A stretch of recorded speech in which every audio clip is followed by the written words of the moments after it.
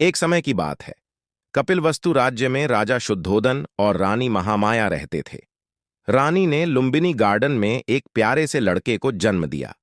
राजा और रानी ने अपने पुत्र का नाम सिद्धार्थ रखा। दुर्भाग्य से लड़के के जन्म के 7 दिन बाद रानी की मृत्यु हो गई। जब सिद्धार्थ बड़े हो रहे थे तो काला देवला नाम के एक बुद्धिमान व्यक्ति ने राजा शुद्धोदन को सूचित किया कि उनका बेटा ऐसी चीजें देखेगा जो उसे दुखी कर देंगी और उसे जंगल में भागने के लिए प्रेरित करेंगी। परिणाम स्वरूप राजा ने अपने बेटे को कभी भी शाही दीवारों से बाहर नहीं जाने दिया। सिद्धार्थ एक प्रतिभाशाली और हंसमुख लड़का था जो बहुत दयालु और देखभाल करने वाला था। एक दिन सिद्धार्थ और उनके चचेरे भाई देवदत्त महल में टहल रहे थे।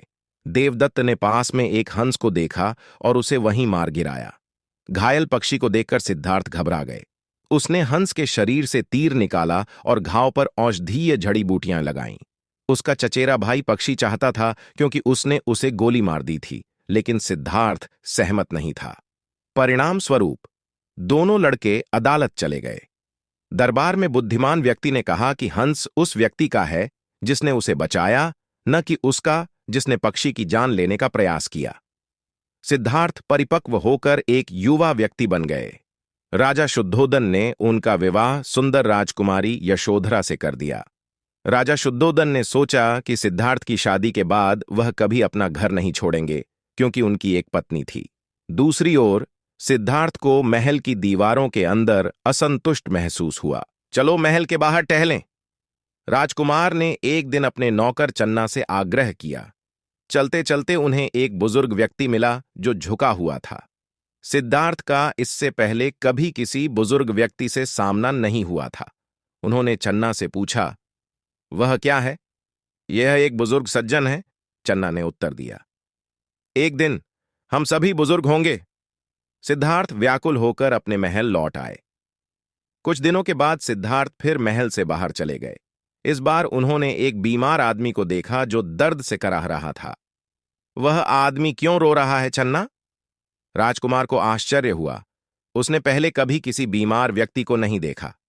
चन्ना ने जवाब दिया, वह अस्वस्थ हैं और दर्द के कारण कराह रहे हैं। राजकुमार दुखी होकर अपने महल में लौट आया। जब सिद्धार्थ अगली बार महल से बाहर निकले तो उन्होंने देखा कि कुछ लोग एक शव को घसीट रहे हैं। एक दिन हम सब मर जाएंगे, चन्ना ने राजकुमार को समझाते हुए सिद्धार्थ से कहा कि वह एक मृत व्यक्ति को देख रहा है।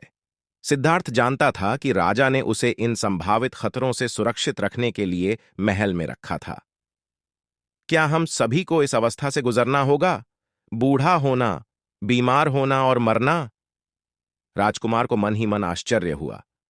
क्या हमारे पास कोई अन्य विकल्प नहीं है? सिद्धार्थ एक बार फिर वहां से बाहर निकले। उसने नारंगी वस्त्र पहने, सिर मुंडाए हुए और हाथ में कटोरा लिए एक आदमी को देखा। वह आदमी बहुत अच्छे मूड में लग रहा था। वह आदमी कौन है चन्ना? उसने पूछताछ की।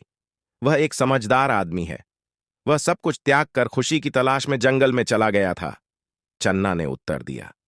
राजकुमार ने जो कुछ देखा था उस पर विचार किया। उसके बाद उन्होंने खुशी की तलाश में महल छोड़ने का फैसला किया। एक रात जब उनकी पत्नी और बेटा सो रहे थे